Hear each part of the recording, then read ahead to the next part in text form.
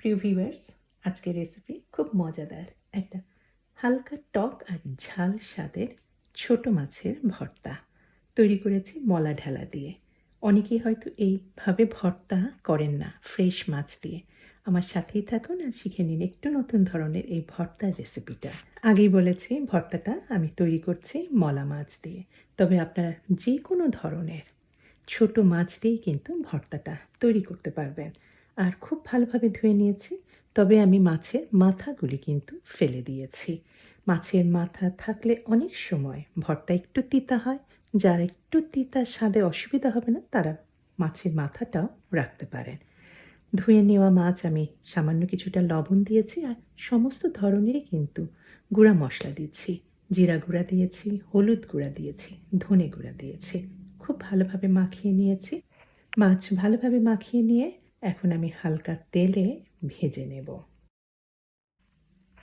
এই মাছ ভাজাটা একটু সময় নিয়ে ধীরে সুস্থে করবেন, যাতে মাছের ভেতরে কোনো ধরনের পানি না থাকে। এখন কিন্তু দেখা যাচ্ছে মাছগুলি ভাজা হয়েছে, মনে হয় পানি যেন শুকিয়ে গিয়েছে, কিন্তু মাছগুলি কিন্তু বেশ ফোলা ফোলা হয়ে আছে, অর্থাৎ মাছের মধ্যে কিন্তু এখনও কিছুটা পানি আছে।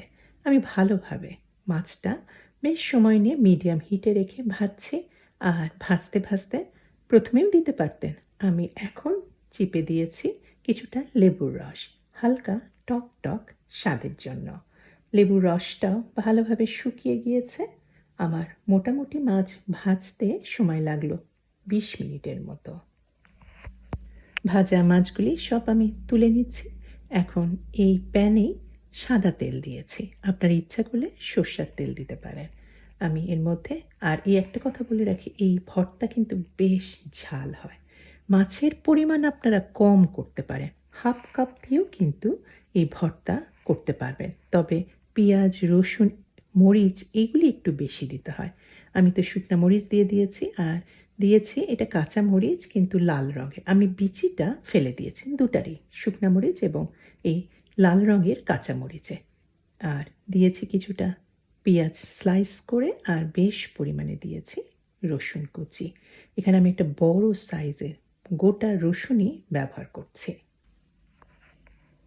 ভাজতে ভাজতে বেশ কিছুটা কিন্তু লাল লাল হয়েছে, তবে একদম কিন্তু বেরেস্তার মতো কিছু পড়বেন না, জাস্ট কিছুটা কিন্তু পেঁয়াজের মধ্যে পানি আছে।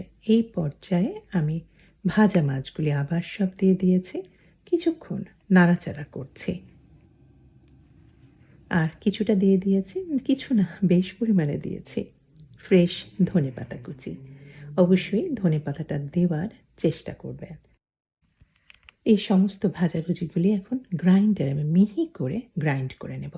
এখানে একটা কথা বলে রাখি, মাছের মধ্যে তো কাঁটাটা আছে, এই কারণে আপনারা গ্রাইন্ডারেও মিহি করে গ্রাইন্ড করতে পারেন, অথবা শিলপাটাতেও একেবারে মিহি করে টেলে নেবেন, মানে বেটে নেবেন।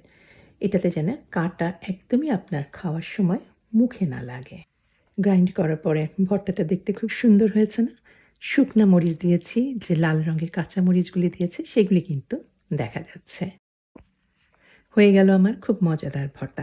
ও আচ্ছা, আর একটু বাকি আছে। ভর্তায় একটা উপকরণ কিন্তু মাস্ট উপকরণ। এখন দিয়ে দিচ্ছি সর্ষের তেল, একদম কাঁচা সর্ষের তেল। কাঁচা সর্ষের তেলের সুগন্ধে ভর্তা একদম মৌ মৌ করছে। অবশ্যই করবেন, সবাই পছন্দ করবে। একটু নতুন ধরনের সামান্য কিছুটা ছোট মাছ দিয়ে, যে কোনো ছোট মাছ দিয়ে ভর্তাটা তৈরি করে ফেলতে পারেন। আজকে এই পর্যন্তই, সবাই ভালো থাকবেন। আল্লাহ হাফেজ।